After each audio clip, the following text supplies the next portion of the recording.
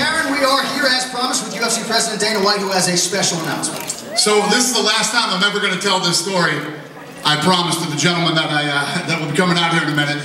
But about 8 years ago, I went on vacation back to Boston, and I wanted nothing to do with fighting. I just wanted to relax and hang out. And then I found out there was a fight going on that weekend.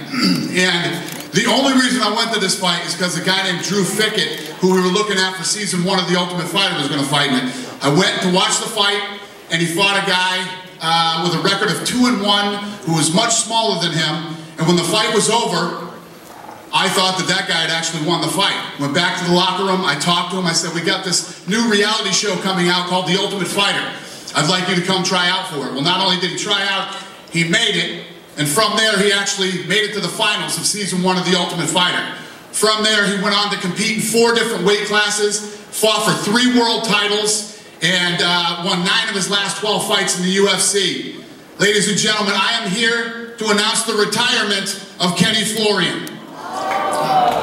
So, had I not met him that night in Boston, who knows if he ever would have gotten to the UFC, or, you know, maybe it would have happened a lot later, but thank God it did. He's been an amazing fighter, an amazing ambassador for this sport and for this company, and now going on to bigger and better things as a commentator. Ladies and gentlemen, Mr. Kenny Florian.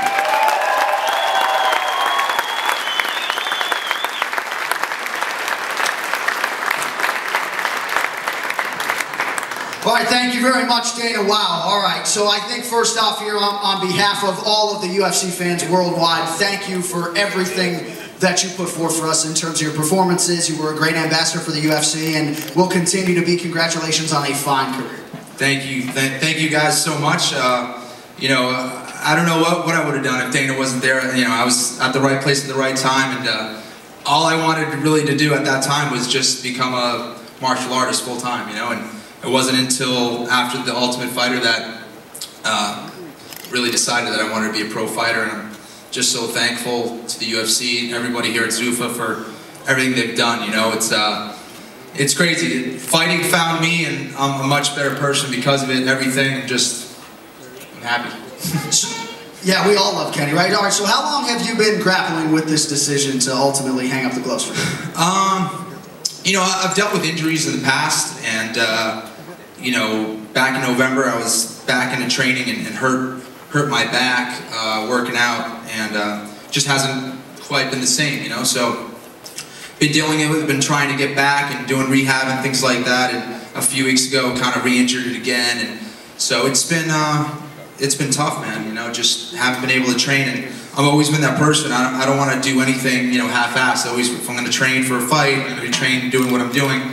I want to be able to do it 100%, and you know, if I'm not able to do those things, then can't really do it. So it's been several months. It's been very, very hard. You know, your identity becomes what you do, and it's been tough. So your UFC legacy is certainly a long one. The only fighter to compete in 4 different weight classes. Dana mentioned the 3 title fights, 7 rear naked chokes in the UFC, one of the highest finishing percentages we will probably ever see in the Ultimate Fighting Championship. What is your crowning achievement? What is maybe the fight or fights that you'll look back upon, you know, with pride?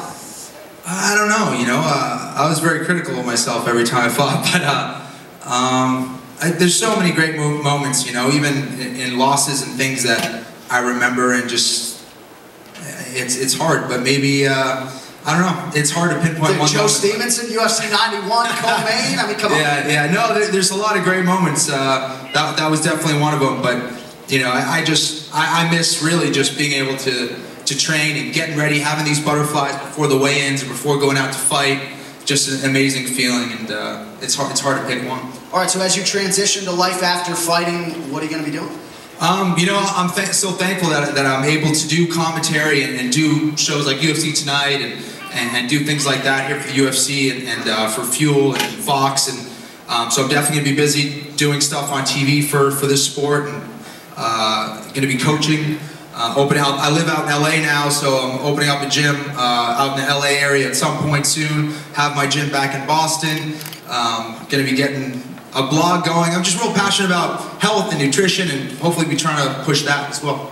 All right, well, it's an honor to call fights with you. Ladies and gentlemen, one more time, the UFC veteran, Kenny Florian. All right, right, that's going to do it from here in Las Vegas. We send it back to Karen Bryant and Sugar Rashad Evans in LA.